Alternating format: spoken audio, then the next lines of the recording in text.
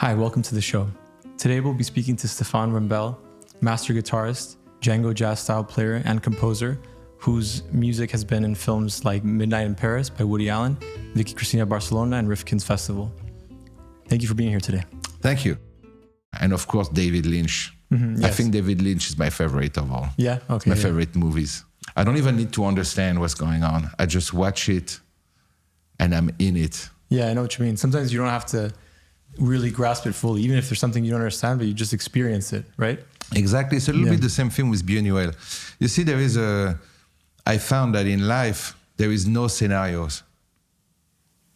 The scenarios that we experience on our lifestyle, they are just made up.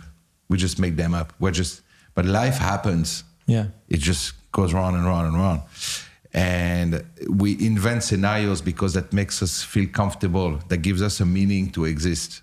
So we imagine scenarios and we have a role in it. Okay, That's why we tell stories. That's why we have mythology. That's why we have movies. And even to ourselves, we create stories. There is a void that we are trained not to look at in life in general. And by fleeing that void, we create things around that void, you know? Is the void death? Of course, there is death, but I think it's even almost different. It's the void of nonsense. It's a nonsensical object of the universe, you know? You cannot, if you really observe the nature of the universe, you cannot find a meaning and a scenario. It seems that things happen in a very chaotic way, you know? Yeah. But we are desperately trying to find a scenario. But we are very successful in inventing them and creating stories. That's why we have art and stuff. It touches us. Yeah.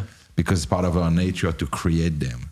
Yeah. So we think that if they are God or gods or whatever that is, you know, there must be a plan. There must be a story. Yeah.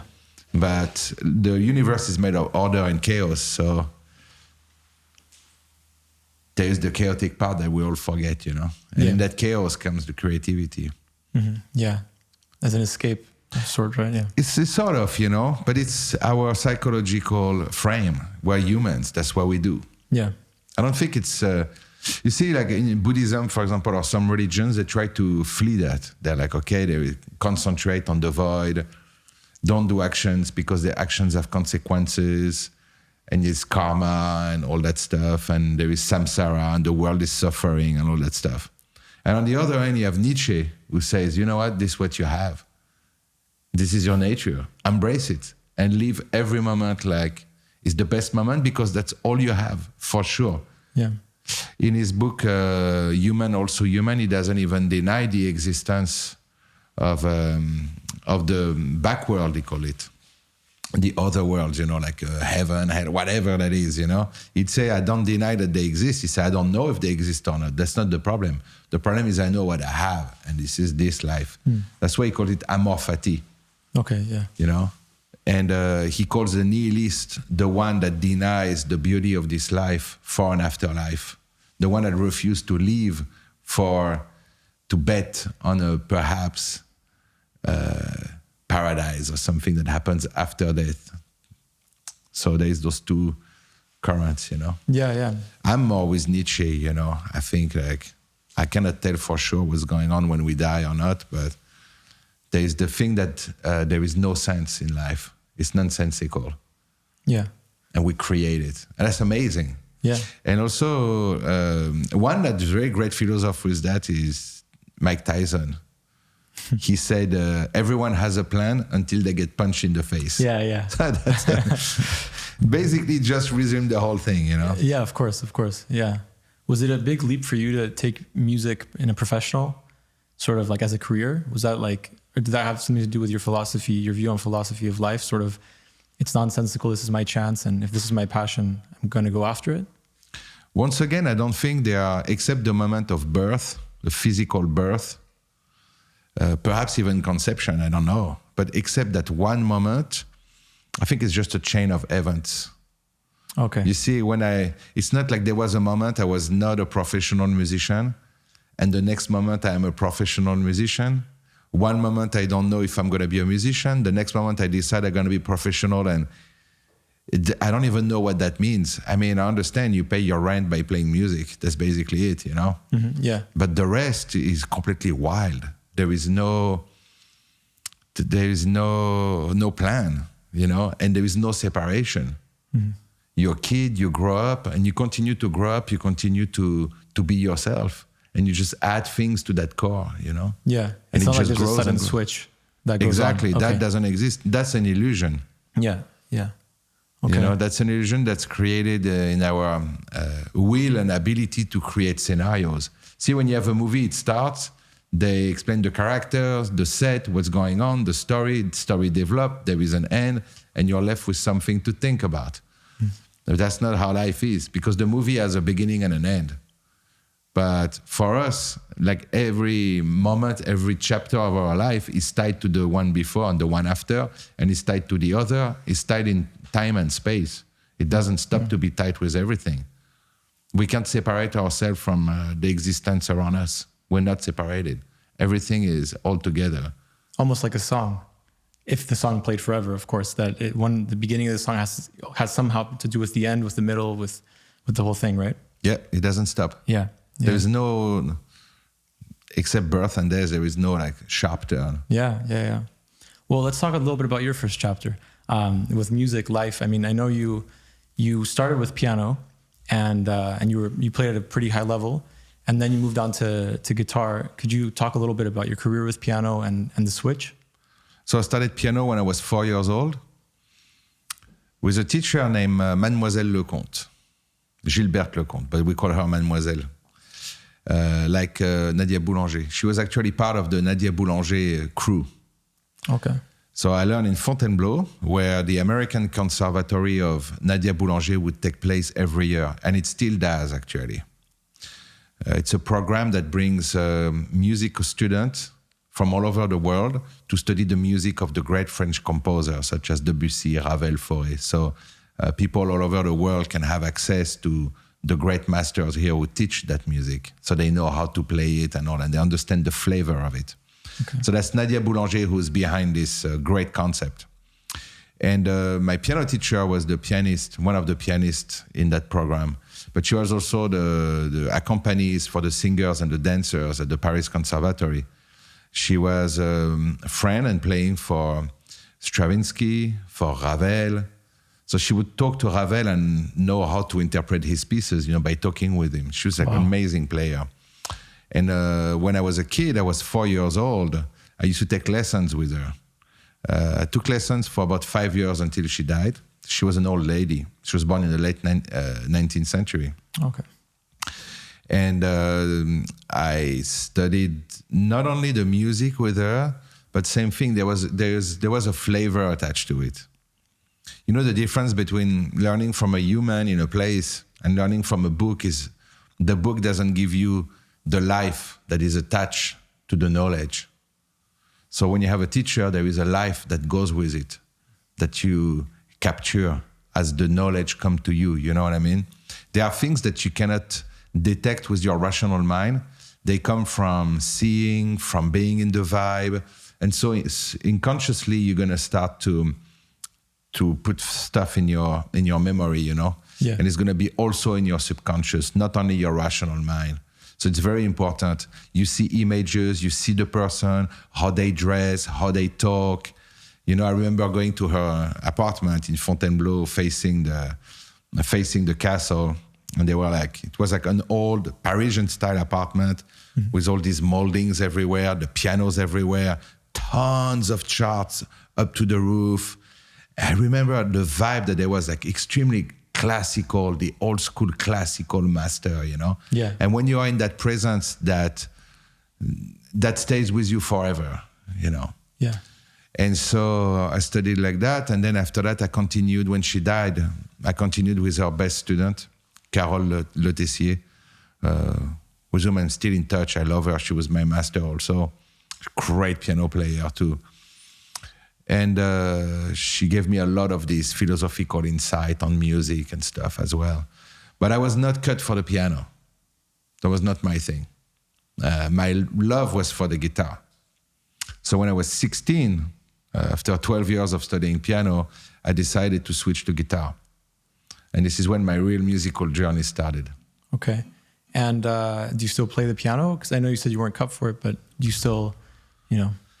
I do play a tiny bit of piano, but now I would have to relearn completely with my own system. Yeah. Because I found a way to see how harmony functions on the guitar. And I think that gives me access on how harmony functions on the piano as well. Yeah. So I can find the frame. Okay. It's nothing on the piano that would be original to a pianist.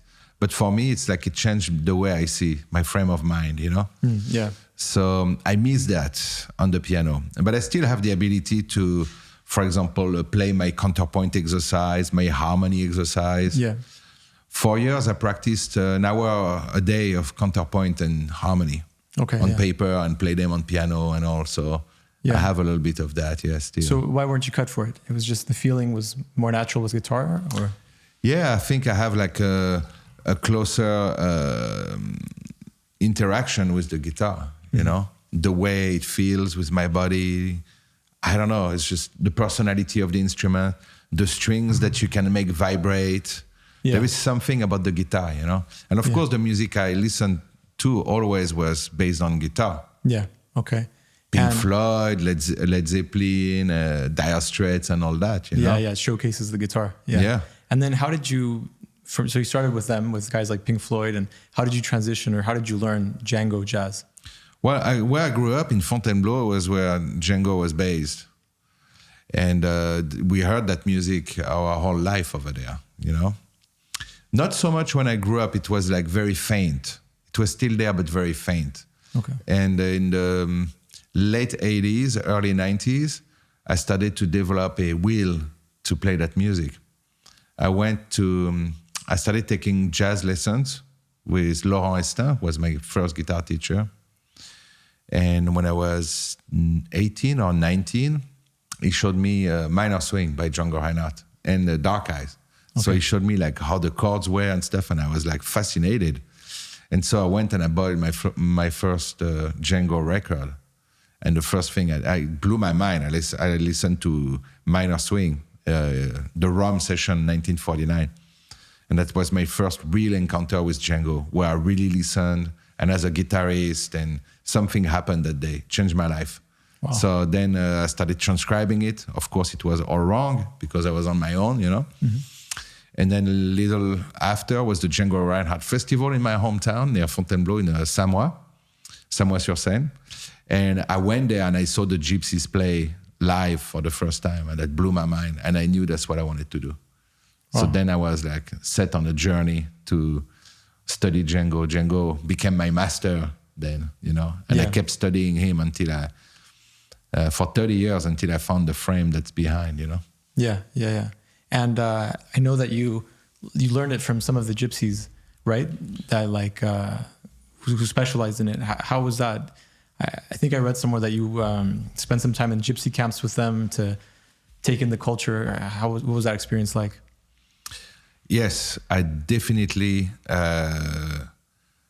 learned with the gypsies because that's the way you learn best, you know. There is something that in the modern world, the biologists call neuron mirroring. So you learn by copying the other, you know? Okay, yeah. But I believe that's like the most important way. That's the best way to learn, probably, especially in art form. You're always a master and you sit and you copy and you do the same, you know? And there is something about copying another human being like that by sensing what he does. It's different than like transmitting it into a rational message, you know? Yeah. It's just different, that mirroring thing. And I really believe that for art, to learn a gesture is the best way. Although I'm not so much of a brain guy, you know, I'm not so sure that consciousness comes from the brain. That's like highly debatable, you know. Okay. I don't think that life comes from the brain. But the brain is definitely here, and it's a tool. Yeah. It's a very important tool. I always go by this parable from the New Testament. Although I'm not very religious, I'm not a religious person, but I read a lot of books, you know, on psychology, philosophy, religion, mythology. There's a great poetry in all of that. And I love the New Testament. And there is a parable where the Pharisees, they try to trick Jesus by telling him, you always talk about God. What do we do? Do we need to pay our taxes or not? So it was already a problem 2,000 years ago, those taxes. And he's like, well, he knew the trick. So he said, what's on your coin? And they say, there's a portrait of Caesar. He said, okay, so give back to Caesar what belongs to Caesar and give back to God what belongs to God. You see, he didn't say there is no such thing as matter, don't pay your taxes. Or everything comes from the mind, you know, like sometimes it's the case. Or everything is matter, mind is just an emergent property from a bunch of neurons moving together from a body in a universe that is just made of matter. You know, he didn't say that. He said there's two things.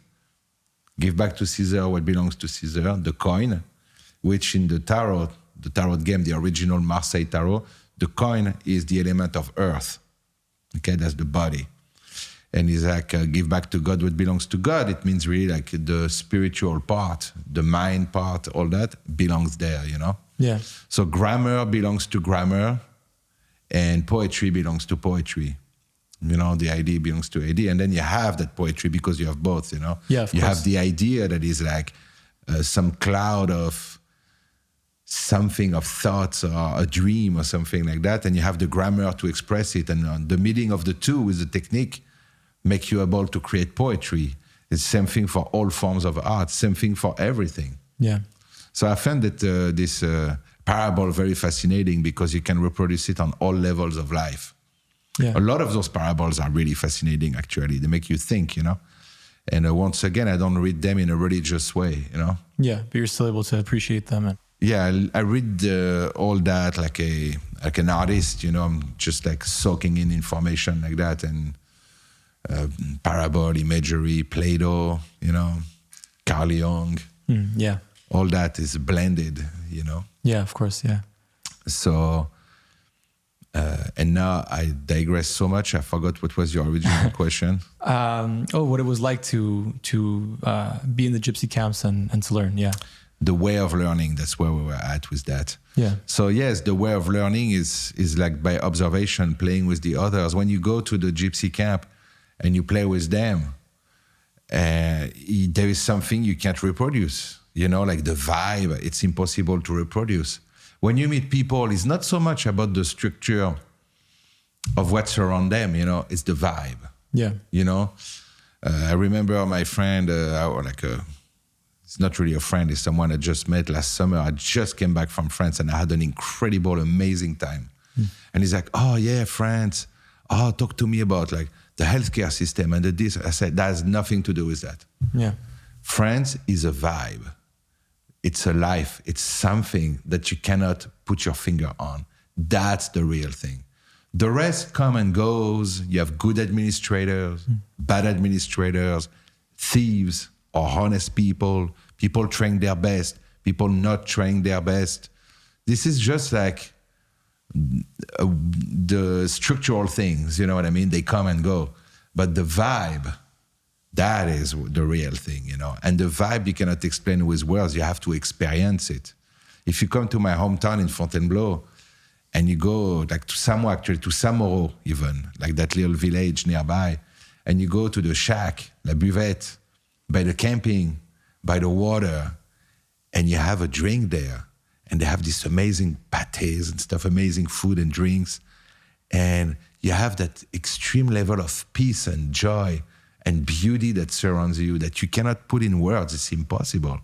You have to experience it. You have to bathe in it for hours, and it soaks within your soul. That has no word. There is no rationality around that. And it's not because one thing or another. It is what it is, you know. It's because of the people themselves. Yeah, yeah. Wow. That sounds amazing. And I've never been to Fontainebleau, so I'd love to go and see that, yeah. You definitely should. It's a big cultural center for France. Yeah, you know, it's yeah. a big cultural pole. It's a place, it's a place that gave birth to a lot of culture. Yeah, yeah, yeah. And in terms of like the musicians that were at the gypsy camps, Was there a very high level of guitarists specifically there? In Samoa, especially during the festival, it's all the greatest masters in the world. You have everyone, like Stockel Rosenberg, Paulus Schaeffer, Simba Baumgartner, Angelo De Bar. Everyone lives there, like Adrien Moignard. They all live there, all these amazing masters. You also have great violin players like Aurore Voilquet, for example, whom I absolutely love, They're all there. And when there's a festival, everyone's there playing, jamming. You have kids you've never heard of, and they play amazing. They blow your mind. Okay. Yeah. You go to the little guitar maker shacks, and you see a dad with his kid, just like regular guy, and suddenly he takes a guitar and he plays, and it blows your mind. Wow. You never heard of that guy. He's not a professional musician. He just plays for himself, and he's incredible. This is the mecca for Django's music, for gypsy jazz. This is there, you know what I mean? For sure, Yeah. And and speaking about, Django, you founded a music festival and music camp called Django A Go-Go. You also released an album of, Django L'Impressionniste, where you transcribed 17 compositions that had never been recorded before. And, before we touch upon those big projects that you had, can you say what Django means to you? What Django the person, what he meant to you? Django, first of all, Django is a genius.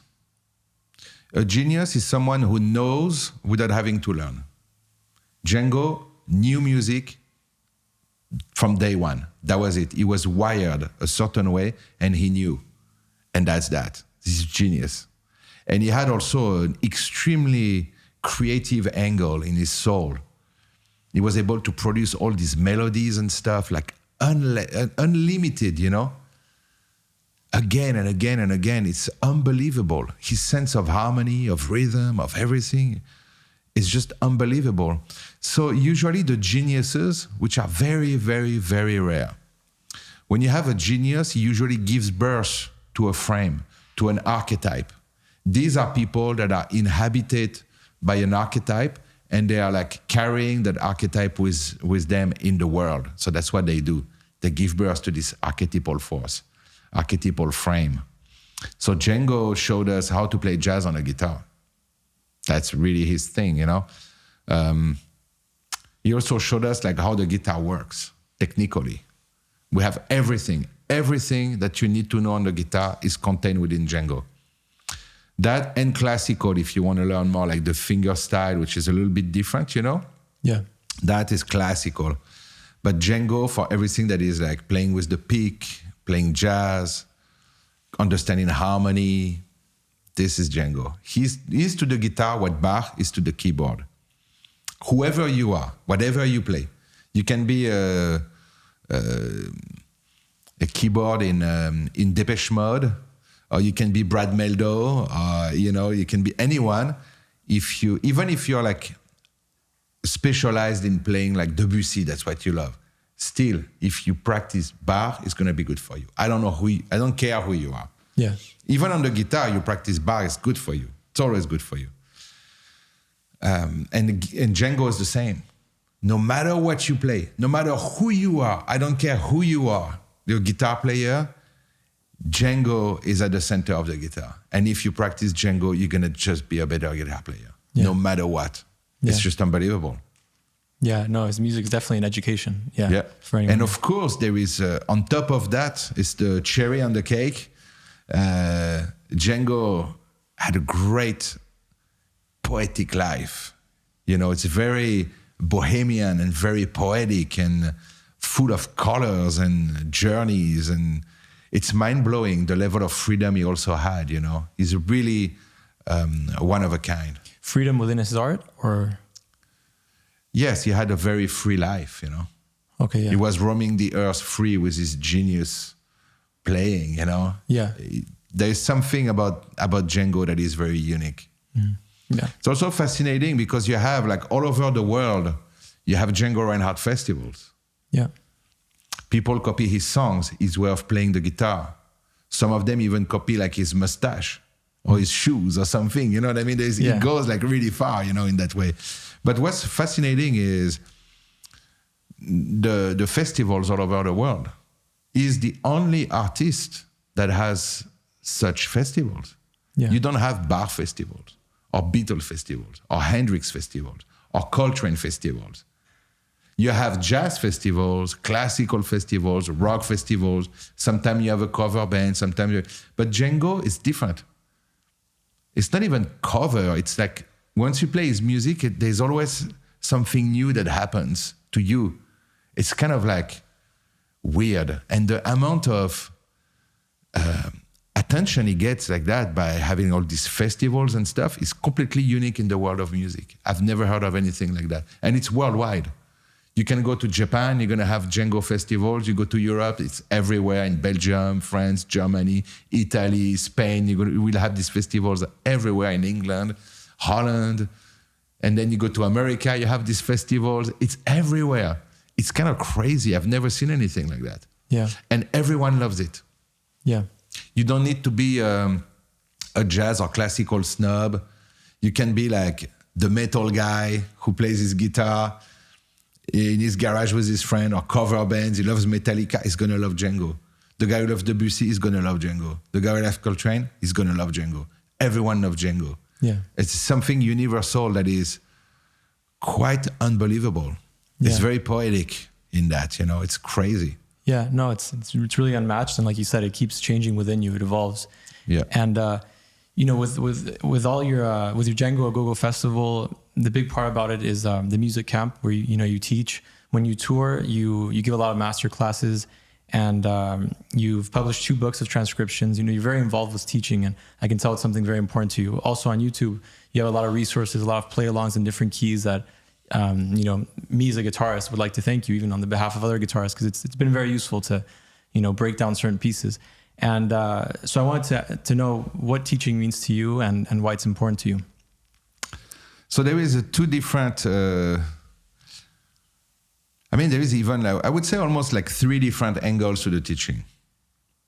The first one is the research, because I spend a lot of time researching, especially Django's music, and how it relates to music in general. You can see that music is made of 3 things. It's made of harmony, so the chord structures, how the voices interact with each other in a vertical way, like chords, or horizontal way, like voices moving, So there are frames like that, harmonical frames, that can be learned and taught. It's rational. Then rhythm also. Rhythm is the other part of music, which is extremely logic. It's pure logic. That can be learned and taught. It's rational. Within that, there is also the technique. The third point is the technique. The technique is something rational that can be taught and learned. The technique is the encounter between the human, the instrument, and the laws of music in harmony and rhythm. That's the technique. So that's that daily work to put that in the muscle memory. Because we play a memory game. We do not play a rational game. The rational mind is here at the beginning to tell you what to do, what to repeat. And then you enter that realm, and with patience and care and a lot of repetition, you're going to repeat your technique, and you're going to integrate it in every cell of your body. That's the memory. And from that memory, you're going to let your unconscious, your subconscious take off, take what it needs and take off. Now, these are the laws of music, like the rational parts that can be worked on. But now there is also the irrational and the great mysteries. And the mysteries are the melody and the groove. Everyone has a different sense of melody. Melodies we like, melodies we don't like, and the ways of creating melodies, such as Chopin. You listen to Chopin, it's hundreds of songs, different melodies, but always Chopin. Django, when you listen to 1,000 solos that he recorded, it's always different, but it's always Django. You recognize every time there is something that is like the same. Mozart is the same thing, Bach is always Bach. You recognize it, So there is something that's like that within us, like a string, you know what I mean? And we follow that direction within ourselves. We have one way of doing it, Yeah. So we need to embrace it. That's a mystery. You cannot explain a melody. A melody is a melody. There is no formula. If you think there is a formula, then you're like people who tell you they have a formula to create melodies. They're either con artists or they're ignorant of the nature of melody because there is no formula. You have formulas on how to assemble things, but the way you assemble them is yours. It's a mystery. And that cannot be taught. What can be taught is do this, do some things, learn those chord shapes and all and try. But then the melody must be created by the person by doing. And the same thing with the groove. We all have, there is a tempo, there is a groove, you play, like the swing, for example, in the Django style. Everyone is going to play the same swing on a tempo with the same chords, and it's all going to sound different. Yeah. Some people are a bit behind, a bit ahead, a bit this, a bit that. So we have different ways of feeling the grooves. Yeah. I guess, a way to look at that is that you can teach anyone to play a song, but you can't teach someone how to be an artist, right? Yes. There's a certain part of it that you can't teach. It has to come from taking the art in and then putting it back out. Yeah, there is definitely a part of the great mystery. So wasting time trying to figure out the great mystery is wasting time. It's better to invest time in what you can actually actively learn and practice. Yeah. That is like a smarter way to do. And it's also important to base in the great mystery. See, you listen to a song, it touches you. No matter what that is, just listen to it and plunge in it. Let it like invade your soul. Take a journey with it. That's a mystery. Yeah. And that's where there is life. Actually, the whole rational part, the practice, this and that, is just, if you have like a strong mind, you're going to practice longer and you're going to get better. Yeah. But that's like the most boring part, is that. Yeah, the real part, the real living part is to let the mystery unfold from within, Yeah. And that is not explainable. It is what it is. Yeah. And when you talk about Django, you were saying how you did research on him to better understand his music and know the nature of Django. And you spoke about how he's viewed music like Bach, right? And that helped you understand him. If someone wants to understand Stephane Wrembel, what do they need to know about you? How do you view music? And what would you like a musician studying you to know? Well, the first thing would be for me to go back to the teaching. Because right now I just went through the research point and there's still two more, Because one thing that I do is I finish my project. When I take something, I go to the end thoroughly. And I try to not leave anything aside, no stones unturned.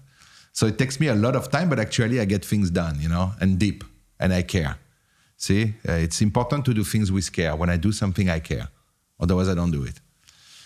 So in the teaching is the same thing. The research takes me a lot of time because I want to know. I don't want to teach insincere things, or things that are not true, that don't have a truth in them, that don't make the student progress. And then the other point that I wanted to express, the second point, is the one-on-one teaching. That is something that's done on a long term. Every week, I see my student and we learn. I give them an exercise one by one. I observe their progress. One needs this, the other one needs that. It's not everyone needs the same thing. There's not a program really. I cannot know an order of framing. Like you want to build a house, you still need to do a foundation, you need to build a wall. There is there are rules, that you have to follow. But everyone is going to have different rules, like the different path through the same thing. So my work, for lack of better word, is to find what my student needs and to give him what he needs with the right pace. You cannot rush. I love to say you cannot build a tree. Okay. So it has to grow. So you have to tend to it. That's really nice. Yeah. The teaching of music, the sharing of music is something very organic. It's part of us, our nature. There's nothing, it's not separated. So therefore, because it's not separated, it's a part of the world of the gods. meaning it should be born and it should grow. It's a natural phenomenon. It cannot be constructed. Yeah. So my job is to follow nature like that, to follow the nature of my student within the nature of music. But for that, I need that research to have a real understanding of the frame of music. And then the third point is the group teaching. For example, during Django Agogo, I have like 40 students. I do groups of 10 students, and I bring the masters from Europe, and people learn with these masters on masterclass.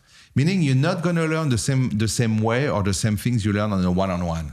Mm-hmm. But you're going to sit down with Simba Baumgartner or Paulus Schaeffer or Sami Dosa or David Gastin. You sit down and they will play something. They will show you something, and you're going to get that one thing. And perhaps it's not even something you're looking for.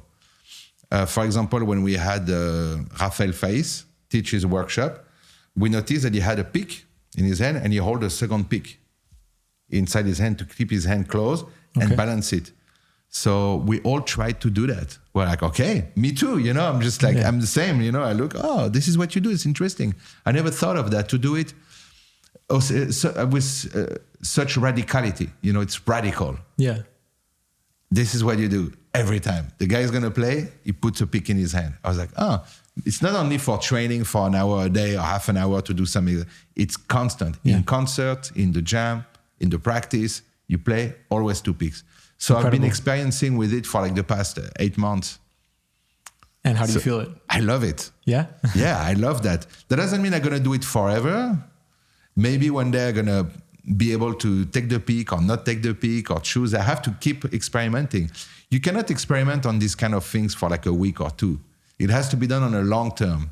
You have to get new habits and see if those new habits are better than the old ones or how they complement each other, what it brings you. Yeah. Because it will bring something. Yeah, yeah. So that's the kind of thing that you get. Or someone's going to play a chord and you're like, what's that chord? I was looking for that. And suddenly that chord is going to change like how you play like all these songs. You're also going to jam with people. You're going to meet people that you really like. So you're going to keep playing with them. It's mysterious how it happened because you are in that world of neuronal mirroring where you see like other people do things and you copy, So that's important for that, It's the other side of the learning. It's like the chaotic side. Yeah. Poetic and chaotic. Yeah, yeah. Rather than a very regimented and logical building from like one-on-one, Yeah, yeah. So you get different things. That's why I love to do that too, Yeah. But you cannot learn from only one or the other. You need everything. You need to jam with others and stuff. In the end, we don't want to complicate it too much because it's just music. We've always been doing that. Since there were humans, we've been playing music, singing songs, expressing the gods, the universe, our mythologies, what we see, what our daily life, scenes of hunting, whatever that is, you know what I mean? Yeah. It's always been a part of us. And it generates something in us that we cannot explain. Yeah. And you graduated summa cum laude from Berklee College of Music. How did that experience shape your music and you personally? Berklee was an interesting moment in my life. I spent 2 years there to graduate. I had like a few transfer credits and test out and stuff like that. So I did 4 semesters. And what I really got there was the interaction with the other students, such as Lionel Loueke, for example, great guitar player. He was an old friend, actually. We know each other since the early 90s, since like 1992 or something like that, already in France. And I was happy to find him again in Boston. And this time he really taught me a lot of things. I had great teachers like Mick Goodrick or John Damian. I had like really very good teachers. But what I got the most was to see the kids jam at night. You would go to the Marché. It's closed now, but there was a thing called Le Marché. And a couple of nights a week, you had all these kids from the Midwest that would go and jam. And they were good, man. That was like some serious playing. Kids I've never seen before. And most of them, I never seen them again, I don't know what they're doing. They're probably playing local gigs and stuff. I don't know, but they were amazing. They were like 20 years old, blasting like amazing solos and like crazy chord progressions and stuff. I don't know. That was unbelievable. And also the Wallies in Boston was our go-to, we were there all the time. And seeing these guys, like how they were practicing, what they were playing, see, there's that environment that was very important.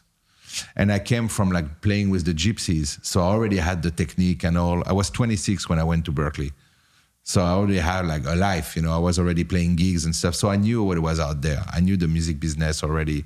I knew things, Yeah. And so I possessed already a voice, and I possessed the technique that I learned with the Gypsies. So Berkeley didn't really affect my path so much like that. But I completed what I knew with like a lot of things around, Yeah. But also I saw the weakness of a music school, because there is a program, a one-size-fits-all thing, and that's also a weakness. There is a strength because people meet other musicians and you play things, so there's the strength part. But because it's a group now, the one-on-one part has been left aside. Oh, I see. And that's missing, you know what I mean? So you cannot have it all. Yeah. I have the feeling. So these were the years where I did that. And then when I went to New York after that, I started to do really my research on Django, to dig deeper and deeper into his music, how it works, what's the frame behind, the real mechanic and stuff like that. And I started composing and also, and practice very hard for myself, by myself. Yeah. You, after graduating, multiple albums, Barb's Brooklyn, Terre des Hommes, and you had Gypsy Rumbles and Origins, but I think those came a little after, if I'm not... Gypsy Rumble came in 2005. Okay, yeah. It's actually my second album. Your second album, okay. My first one was Introducing. Yeah, Introducing, yeah. And then I recorded Barb's Brooklyn. At the same time, we recorded Gypsy Rumble here in California. It was produced by Amoeba Music. Okay. With Dave Grisman. Oh, very nice. The guy at Amoeba was like, do you want to record an album? I say, yeah, I love that. He's like, who do you want to record with? I say, I want David Grisman if possible. He's like, sure. I'll ask him and it would be great. So he accepted and we recorded this album together. But that's the only one I don't own. It's produced by Amoeba Music and they're the one distributing. Everything else I produce and I own. So I have the control on the distribution and all that. I know where it goes. I know what's going on with it.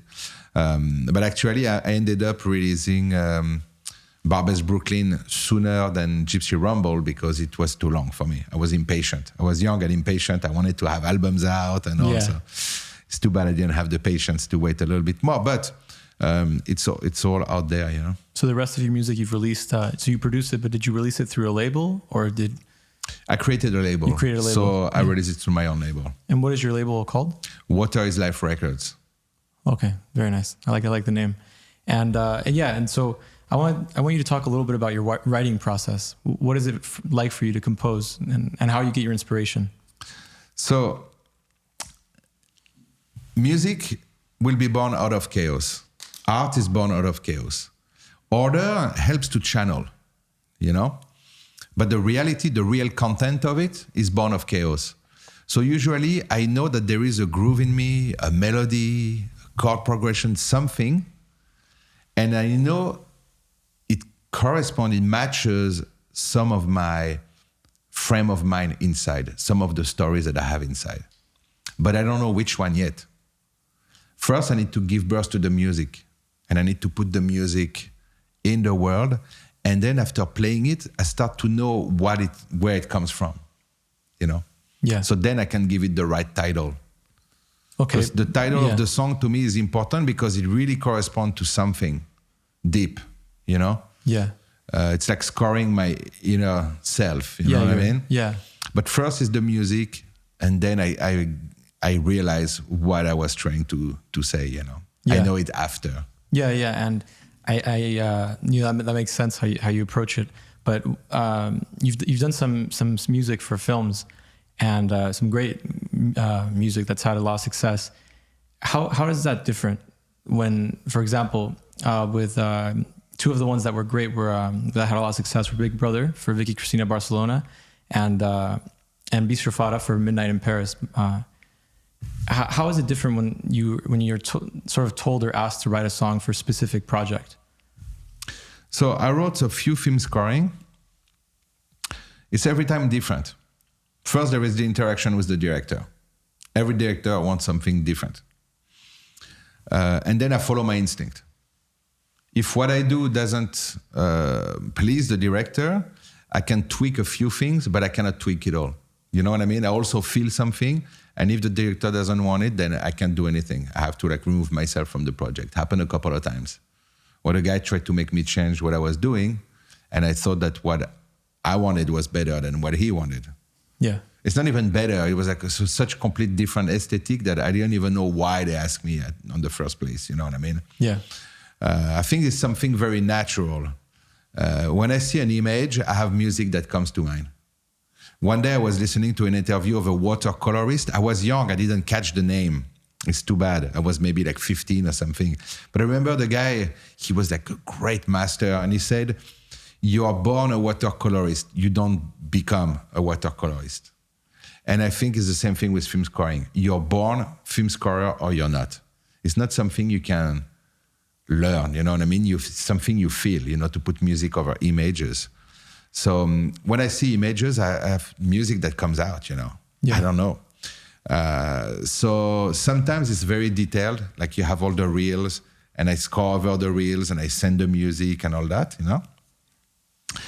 We can also put some music over with the director, so I have a sense of what they want. Okay. Or, for example, in the case of Woody Allen, the first one was Vicky Cristina Barcelona. They just wanted to use my song because they thought it really fit great the movie, because Woody really liked it. So they contacted me and said, can we use your song? Sure, they did. It was amazing. And then they contacted me a couple of years later. She called me a morning and she said, okay, we need a waltz for movies, the next movie that happened in Paris. But we cannot give you the plot or anything, but we need a waltz in the style of Indifference, for example, and a waltz that will fit, everything like that would capture the soul of Paris. So, okay, so I hang up with her and I immediately went on my computer, plug in everything, call my bass player, told him to come over. And when he arrived, I had already composed and recorded the whole Bistro Fada, Wow. 2 hours later. It was 9 a.m. when I started. At 11, it was done, 11:30. And then he put his bass, and then I did a mix, I sent it to her, and I was like, all right, this is what I got. She's like, okay, I'll get back to you at 2 p.m. She's like, okay, we put it everywhere we need it. It fits everything. It's perfect. She's like, we're done. I said, do you want me to go to a studio? She's like, nope, we like it as is. I'm going to contact your lawyer, and then we do the contract and all. Wow. By the end of the day, I had a contract, and that was it. It just happened like that, Yeah. So I recorded like a standard waltz progression, It's like the blues. You have those standard things that comes back in terms of the structure, The melody is where there is like really differences, And then the first phrase came to me from nowhere, I was just like, okay. So I took the guitar, and then. So I just that came. Okay, so I wrote it down, and then I started putting what would answer that. So I answered it, and I would answer that, and then it just happened. And Incredible. there were a couple of things that I had already in mind that came and latched in, and that was it, It just happened. So I recorded the A, then I recorded it again. And then the B, same thing, I just played a little bit and it started to come. And so I built it, and recorded it right away. And then same thing for the trio, Same process. And then my bass player arrived, put this bass on, and that was it. He did 2 takes. We kept the one we liked best. And that was very natural, Yeah. But that's why you practice a lot and you work a lot, because you get ready for that kind of moment. Yeah. So then when Woody Allen calls and he's like, I need a song, you're like, okay, I know what you need. And then you can concentrate and let it out. Yeah. It's for that one moment you're ready. And then it's 9 a.m. By noon, they have everything. no one else will have time. Even they cannot even ask someone else to do it because no one can catch up. Yeah, You of see what I course. mean? Yeah. No, that's it's so just- remarkable. Yeah, You do it and you're first, and that's what you do. Yeah. You know, and that's why we prepare for years for those moments. yeah. And for the last one for Rifkin Yeah, Festival, for Reference Festival, you had the original score so the whole movie. You did the music. yeah. So Right, I yeah. had lunch with his producer Helen, who became a friend. You know, I love her; she's amazing. And we're having lunch, and she's like, "Okay, the boss wants to see you. Let's finish lunch and let's go." Okay. So we finish lunch and we go to the studio, and he's there.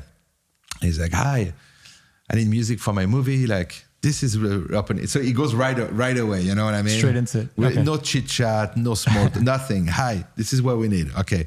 So he showed me the opening section. It's for Rifkin Festival. So he showed me the opening scene with a 20 second of one of my songs. We need this, and I need the opening song, you know. And immediately I'm just like, okay, I know what he wants. I knew it. Seeing like 30 seconds of like the opening scene with my music on it, I knew exactly what he wanted. I was like, all right, I had an idea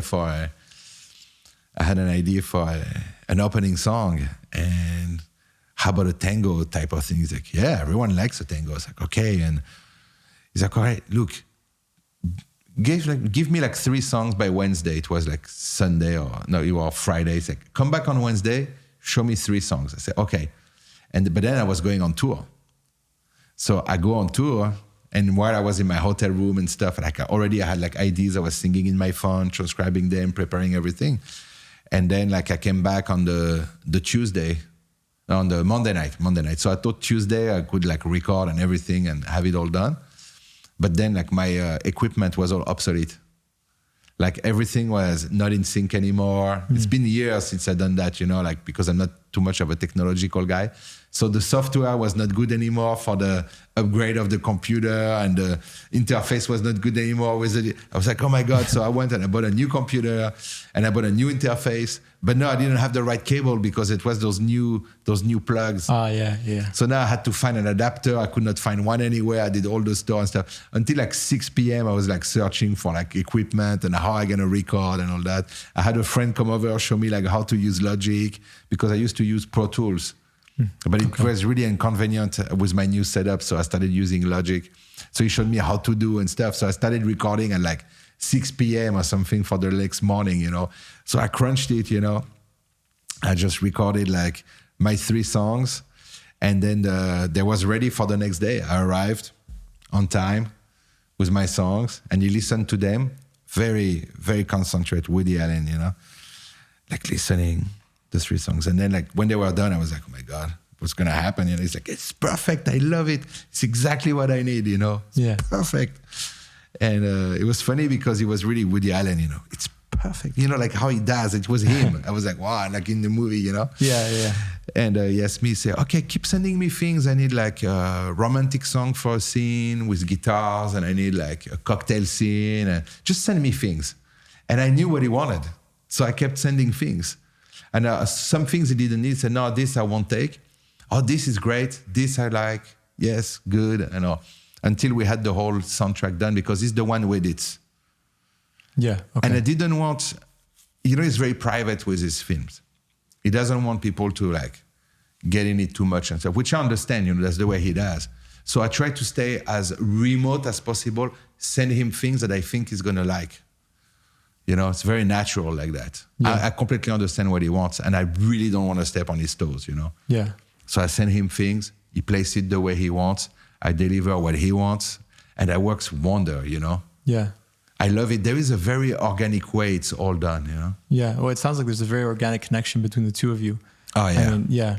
I mean, even with with all of the, you know, the soundtrack for Rifkin's and, you know, for Vicky Cristina Barcelona, the song, but also with Midnight in Paris, because I didn't know that you hadn't seen, you know, part of the film, because, you know, your song's used when, I believe, when Owen Wilson sort of transports himself into this, you know, mystery or magical world. And I couldn't have imagined that just came to you when his producer said, you know, think of the soul of Paris, so, and that quickly as well. So it seems like you guys really have like a artistic connection. So, yeah, very impressive. Yeah. Oh yeah. Yeah. And so Now I want to talk a little bit about your album, Django l'Impressionniste, where you, I mean, that sounds like, I mean, that was like a big project to tackle. I mean, I can imagine beforehand having to transcribe it all and record it because it had never been done. Can you talk about what that experience was like and what drove you to do it? It's part of my research on Django. You know, I really want to leave something behind with a certain understanding of Django's music. Not so much like his mystery, because that no one can crack that code because that's his, you know what I mean? But nonetheless, by separating what is the domain of the great mystery and what is rational, we can find frames that people can learn. And from those frames, everyone can become themselves, you know, because the frame belongs to everyone. Django gave birth to this archetypal frame. So that's part of that journey. Because I'm obsessed with classical music, but I didn't have the classical technique to play classical on the guitar. It's very specific. It's another technique to learn. So I was always like, what can I was looking for a classical repertoire. And when we did the show at Carnegie Hall in 2017, I wanted to open the show with Improvisation 1, which I always loved. It was one of my favorite pieces. Very difficult to play, very challenging.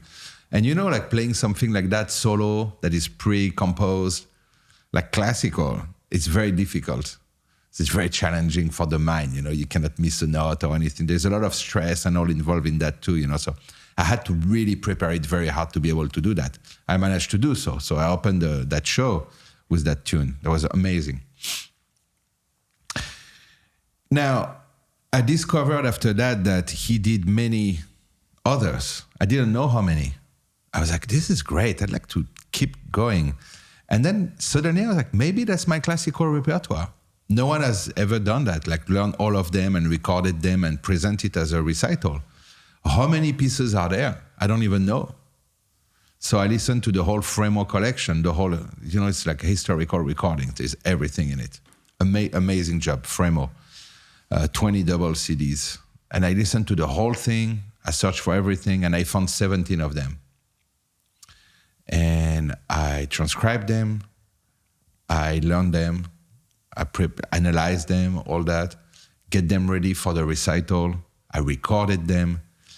And during the lockdowns, I took this opportunity to wake up every morning at like 4 a.m., 5 a.m. and write those transcriptions, you know, write the book.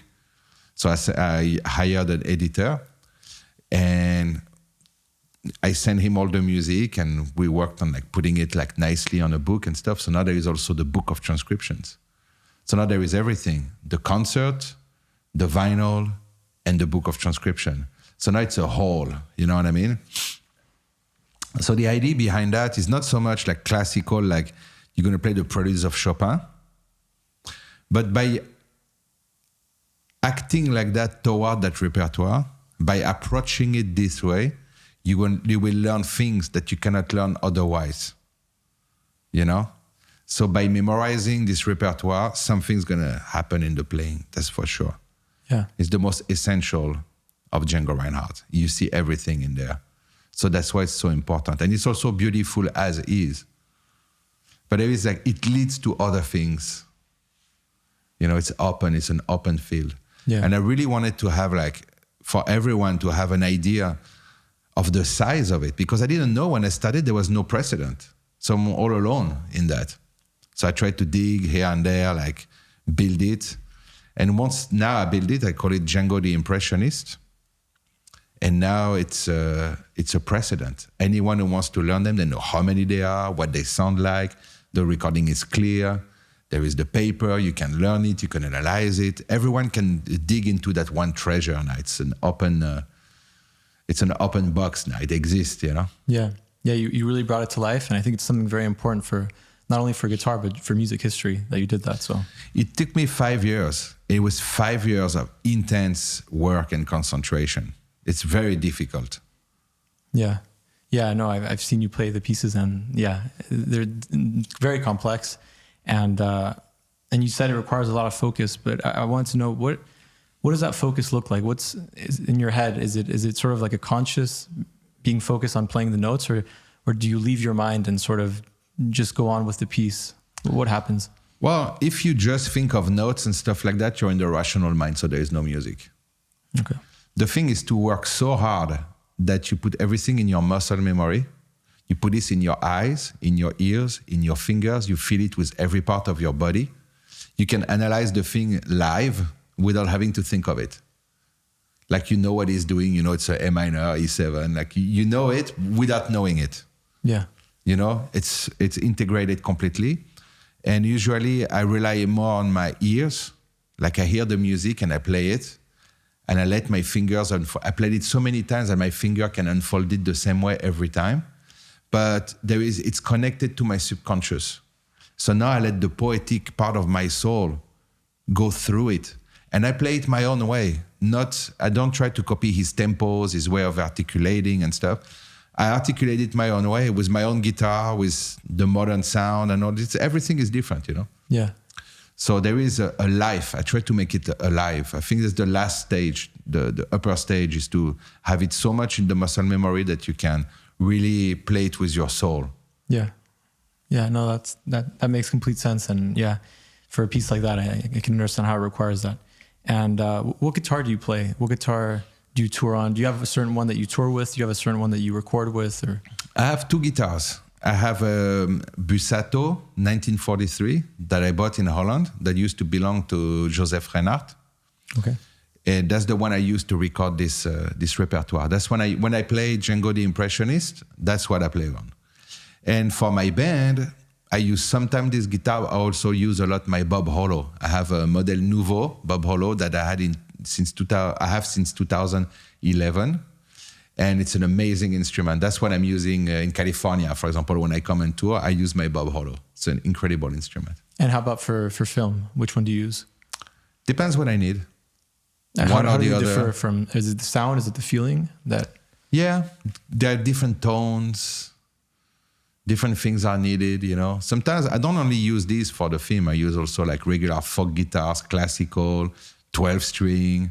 Oh, of course, yeah, depending on the piece. Yeah, and I double things. I re-record a thing over the other. Like I do a lot of little studio tricks, you know. Yeah, of course, okay.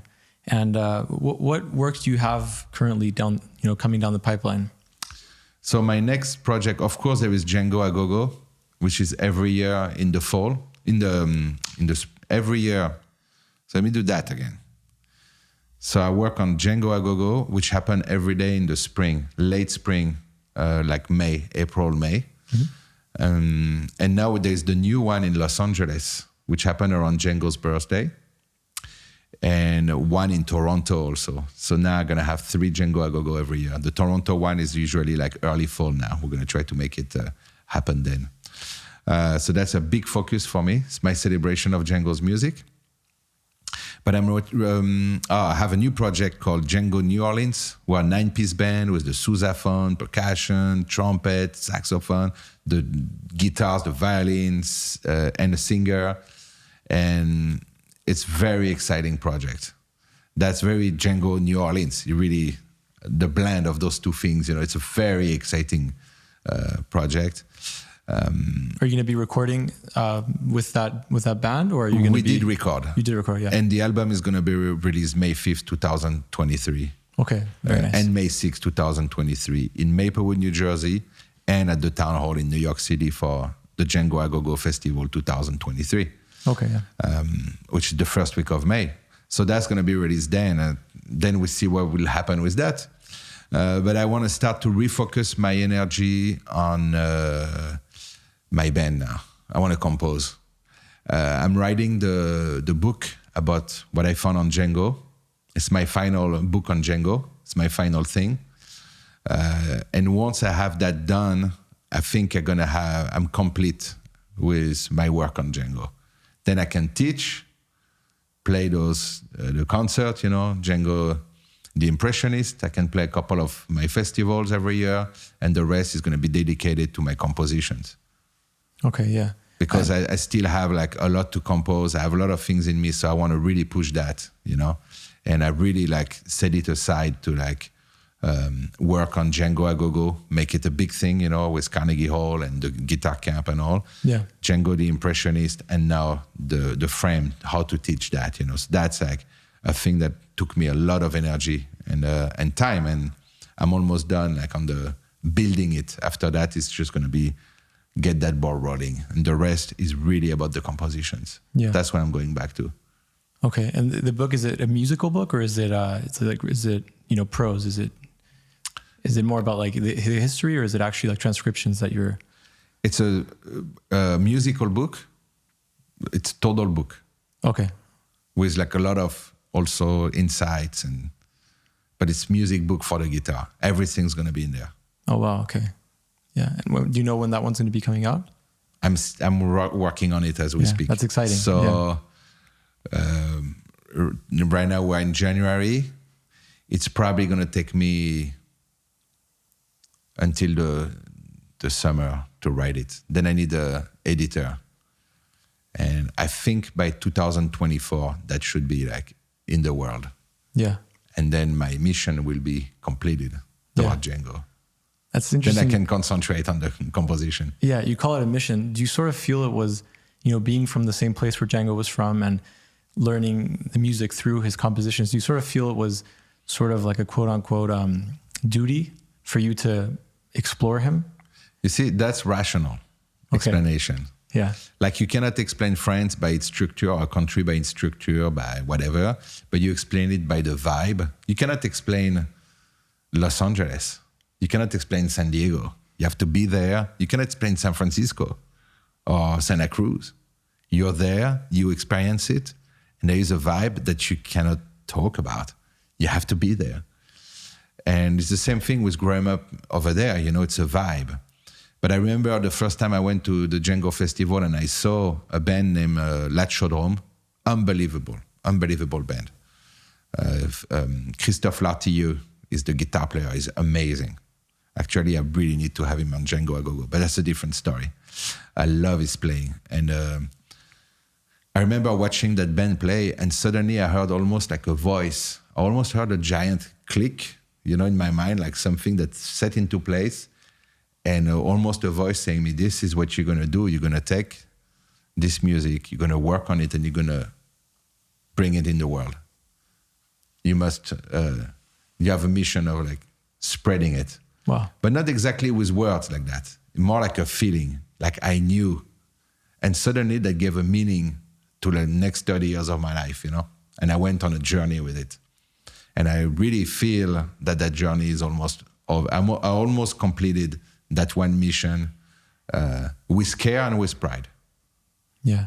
And definitely you've done an amazing job, and I'm looking forward for the book, and also looking forward to see what you will bring, because you're saying you're going to focus more on compositions. Already the compositions you've composed have had great success and a great impact on a lot of musicians. So yeah, a lot of stuff to look forward to with that. Thank you. Yeah. But that's what I do. I compose the way I compose because I'm myself. So whatever I'm going to continue to do is going to be in the same vein. Yeah. It's always going to be tied to philosophy, to poetry, to symbolism, all that, you know? And it's always going to be like in the same vein because that's what I do. Yeah. That's what we do, you know? Someone told, what's his name? Bob Dylan. Someone told Bob Dylan, well, you know, you compose always the same kind of things, you know? It's like, yeah, but I compose, man. I still write songs. I write songs and songs and songs. That's it. Not you. You see what I mean? Yeah. And there is something like that. It's always different, but always the same. So you cannot ask an artist to become something he's not. He has to follow his nature. He produces art, put it in the world, and it's for you to take it or not. It doesn't matter.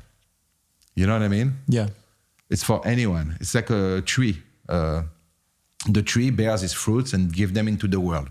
It doesn't matter if it's the child or the adult or the saint or the criminal that eats it. It doesn't matter. What matters for the tree is to bear fruits, give them in the world the best possible way. That's it. That's all that matters, you know. So in that sense, we're a little bit like that, you know. Yeah. I know I'm following that path, you know, of trying to put my fruits in the world, and that's it for everyone who wants it, you know. Yeah. And what do you think about the future of music now with, social media, with things we're talking about that people can have calculations to make a melody, with artificial intelligence, but just what do you think about just the future of music? You see, this is a very progressist way of thinking of things. And it's a very Promethean way. It's a very rational way of articulating something. Music is what it is. There is no past, no future. It just is what it is. And people are what they are. And there is no scenario. So there is no future.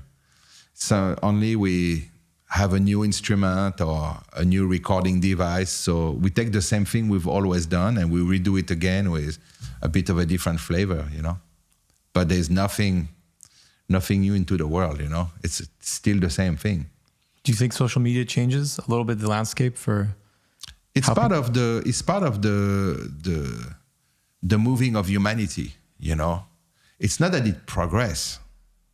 It's just it shifts shapes.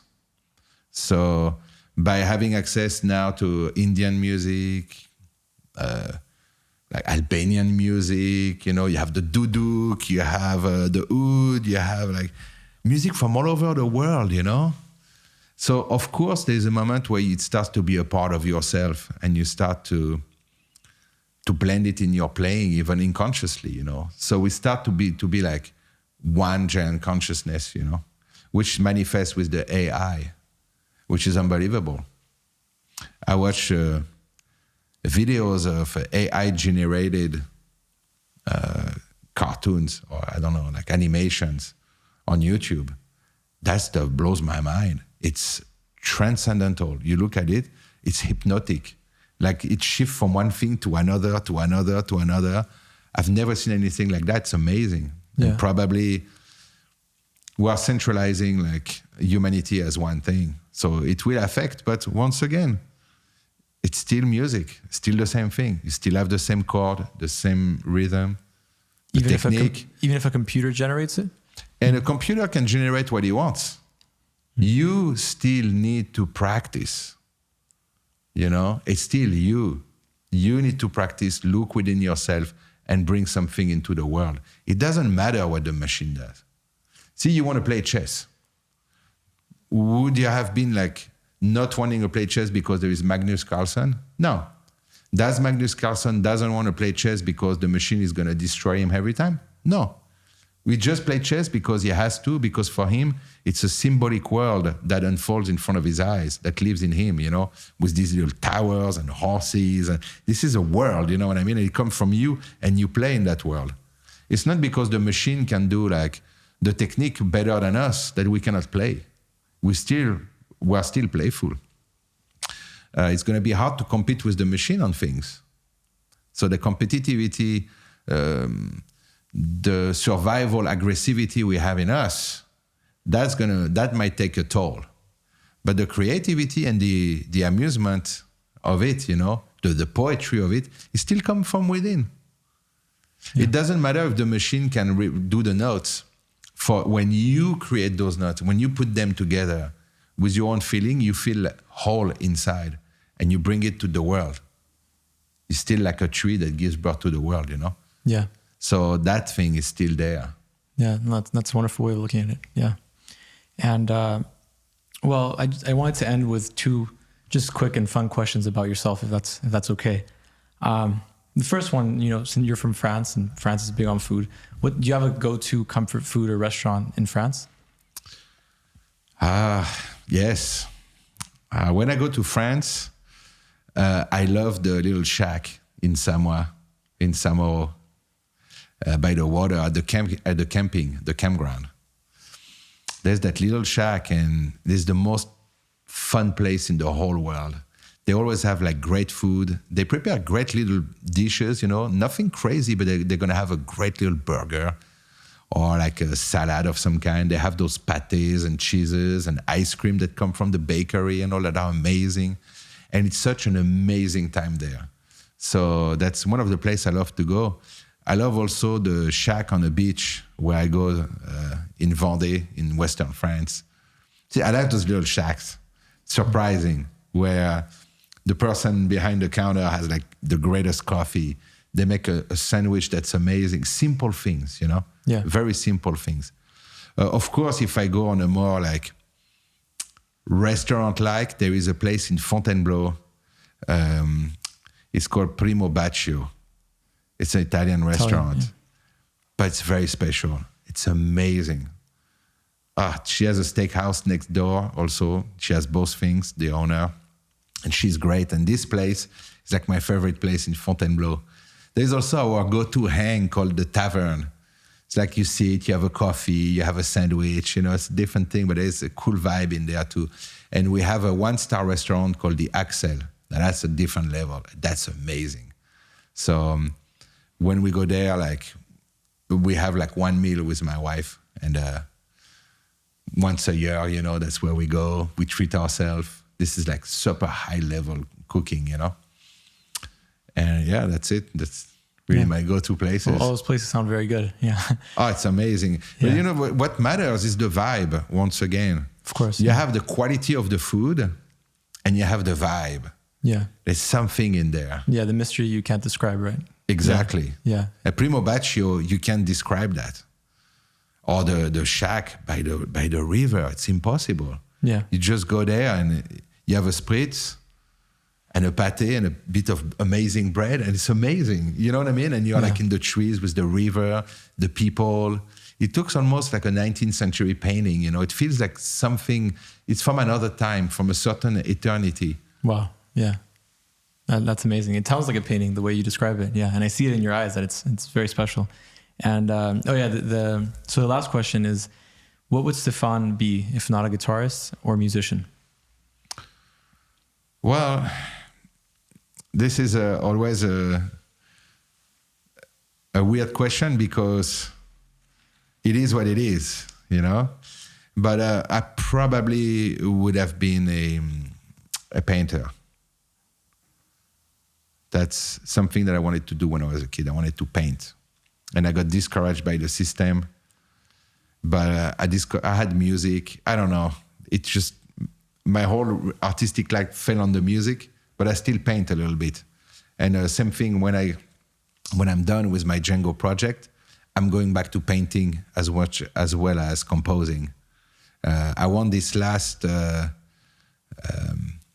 part of my journey on Earth to be dedicated to like paint and compose, and that's it. That's gonna be it, because I will have done my duty. You know, my mission will be accomplished of having brought something for everyone to learn the music and all that. So after that, I can just enjoy painting and composing, and perhaps also writing a little bit on philosophy. I do that a little bit, but I'm not a writer. I don't possess the word, so it's difficult, but I can lay out my thoughts. So I'm doing that, and we shall see where that goes. Yeah. That might not be as structured as a book of Plato or of Schopenhauer, you know, with a scenario. It's more like a bunch of little ideas and poetic little thoughts and stuff that I'm collecting, like a journal almost, you know? Yeah, I mean, some of the things you've said now, though, have resonated with me that, you know, I'll continue to think about. So, yeah, I can see why you would want to get that down on paper. Yeah. Just you touched upon art. I'm just curious. Do you do any of your album covers? Yes, I do my album covers. So you do the art for them? Yes. Okay, yeah. I used very nice. not to, and I started with Dreamers of Dreams. Okay. That gave me great joy because I didn't know where to put my art, and I'm out of practice, so it's a lot of work to like get something decent. But I'm coming back to it, and it gave me an outlet to express my art. Yeah, well, it's very impressive your art on your album covers, and thank you. And yeah, I mean, I think we all look forward to seeing what Stephane Wrembel has to bring in the future with all your projects. Yeah, thank you so much. Thank you, Francisco, for being here. Yeah, thank you.